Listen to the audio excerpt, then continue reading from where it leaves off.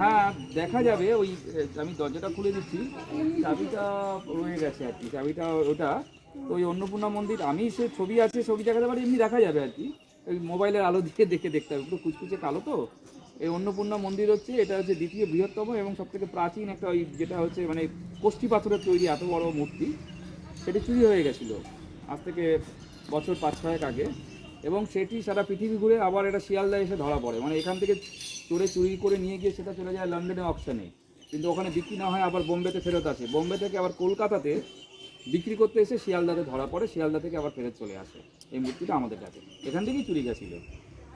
এবং এখানে আরেকটি বৈশিষ্ট্য হচ্ছে, আমরা যারা তারাপীঠের নাম জানি, এই তারাপীঠের প্রতিষ্ঠাতা হচ্ছে বশিষ্ঠ বলে জানি, বশিষ্ঠ ঋষি বশিষ্ঠ বলে জানি, ইনি পুরাণের বশিষ্ঠ নয়, কারণ তারাপুর থেকে তারাপীঠ করেছিলেন আজ থেকে ওই 350 বছর আগে যোগী বশিষ্ঠ নাথ, তিনি তারাপীঠের প্রতিষ্ঠাতা, তারা মায়ের প্রতিষ্ঠাতা।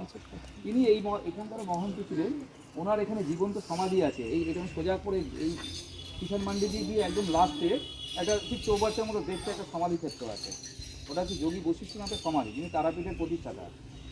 একটা সময় বাংলার প্রধান 4টে তীর্থক্ষেত্র এইটার আন্ডারে ছিল, যেমন কালীঘাট, কালীঘাটের প্রতিষ্ঠাতা হচ্ছে যোগী চৌরঙ্গীনাথ, ঠিক সেরকম তারাপীঠের প্রতিষ্ঠা হচ্ছে যোগী বশিষ্ঠনাথ, সেরকম হচ্ছে আমাদের যেটা কপিল মুনি বলি, যোগী কপিলনাথ গঙ্গাসাগর খ্যাত, এটা এই মন্দিরের আওতায় আছে। এছাড়া এই মন্দিরে আরও 2টি ব্রাঞ্চ আছে, একটা আছে কলকাতাতে গোরক্ষবংশী বলে একটি জায়গা আছে, দমদম অর্জুনপুর, মানে একদিকে হচ্ছে তেঘরিয়া লোকনাথ বাবার আশ্রম, উল্টো দিকে হচ্ছে অর্জুনপুরে গোরখবাসী রাস্তাই আছে মন্দিরের নামে, গোরখবাসী রোড, এটার ব্রাঞ্চ। আরেকটা হচ্ছে মেদিনীপুরের সিদ্ধিনাথে, মেদিনীপুর শ্যামসুন্দরপুর পাটনা পাঁশকুড়াতে, ওখানে আরেকটি ব্রাঞ্চ আছে এই মন্দিরের। এই মোটামুটি সংক্ষিপ্ত ইতিহাস, এটা মন্দিরের আপাতত মায়ের মন্দির। মূল মন্দিরটা আরও আছে বশিষ্ঠ গঙ্গার পেছনে একটা তেঁতুলতলা বলে জায়গা আছে, এখানে প্রাচীন ধ্বংসাবশেষ, এবং এটা আর্কিওলজিক্যাল সার্ভে অফ ইন্ডিয়া থেকে এটা কিন্তু ওয়ার্ল্ড হেরিটেজ সাইটের মধ্যে পড়ে। হ্যাঁ, সেটা কোথায় বলুন তো, ওইটা দেখতে যাব। এগুলো সবই মাউন্টের উপর, আমরা পুরো ধ্বংসস্তূপের উপর বসে আছি। না, সেটা কোথায় গিয়ে দেখা যাবে, সেই জায়গাটা কি আমরা দেখতে পাবো? হ্যাঁ, এইটা গিয়ে দেখতে পাবেন না, কথা যেতে পারে কিন্তু অনেকটা ঘুরে যেতে হবে। এখন তো জল আছে, আমরা তো নৌকা করে যাতায়াত করি, কারণ দিঘিটাই 28 বিঘা দিঘি, ও নাহলে মাঠের পথ দিয়ে ঘুরে যেতে। না, সেই দিঘিটা অন্তত অবধি যাওয়া যাবে।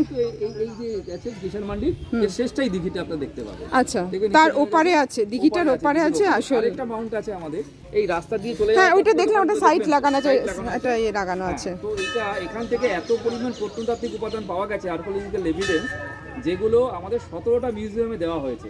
তার মধ্যে আছে প্রায় 8 কেজি 700 ওজনের সোনার হরগৌরী মূর্তি, কুষাণ যুগের স্বর্ণমুদ্রা, গুপ্ত যুগের স্বর্ণমুদ্রা, এই সমস্ত কিছু এখান থেকে পাওয়া গেছে।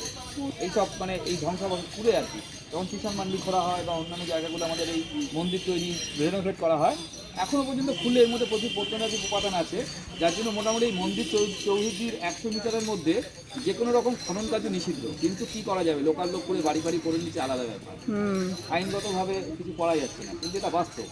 এই পুরোটাই আমরা একটা ধ্বংসস্তূপের উপর বসে আছি, দাঁড়িয়ে আছি, এটা একটা টুরিস্ট স্পট আর কি। হ্যাঁ, দেখুন